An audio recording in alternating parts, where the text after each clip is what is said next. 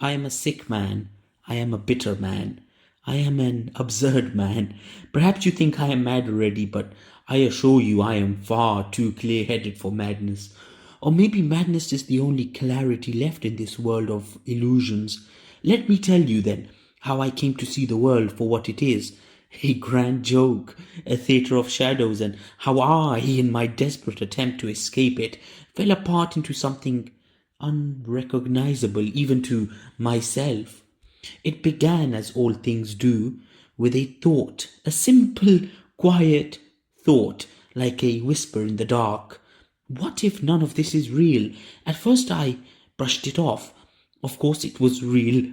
The streets, the people, the money, the love, the hate, it was all there, wasn't it?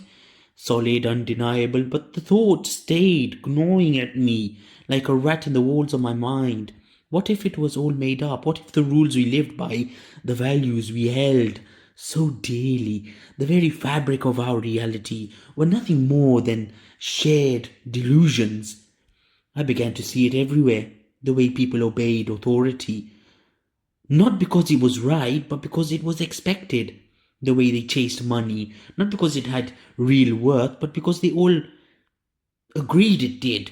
The way they loved, hate, fought, and died, all for reasons that seemed, when I looked closer, completely random. It was as if I had stumbled backstage at a play where the actors took off their masks and the props were shown to be cheap fakes. And once I saw it, I could not unsee it. At first I laughed. Oh, how I laughed. It was all so ridiculous, so absurd. I would walk through the streets watching people rush about their lives, and I would chuckle to myself, look at them.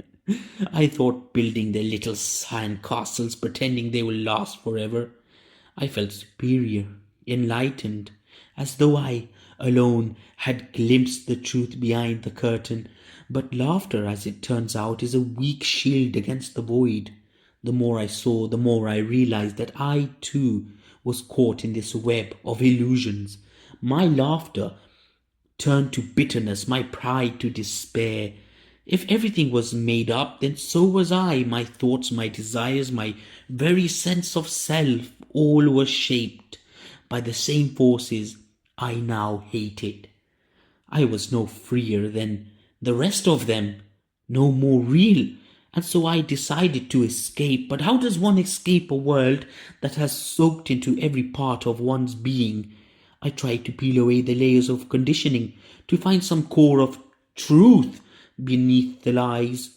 I left my job, my relationships, my things. I wandered the streets like a ghost, watching but never joining. I thought that by stepping out of the game, I could rise above it. But the game followed me. It was in my thoughts, my dreams, my very words. There was no outside, no beyond. I grew desperate. I tried to lose myself in feeling, in excess, in madness. If I could not escape the illusions, perhaps I could drown in them. I drank. I screamed. I clawed at my skin as though I could rip away the false self that clung to me. But it was no use. The more I fought, the tighter the web became. And then one day, I stopped. I simply stopped.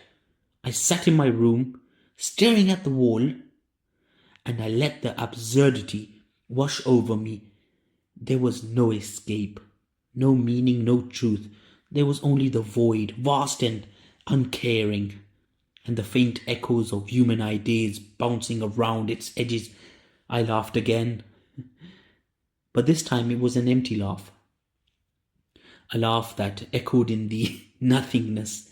Now I sit here writing these notes, not because I believe anyone will read them, but because it is the only thing left to do.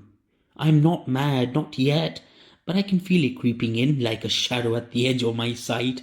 Perhaps madness is the only escape after all. Perhaps it is the final illusion, the last lie to be torn down.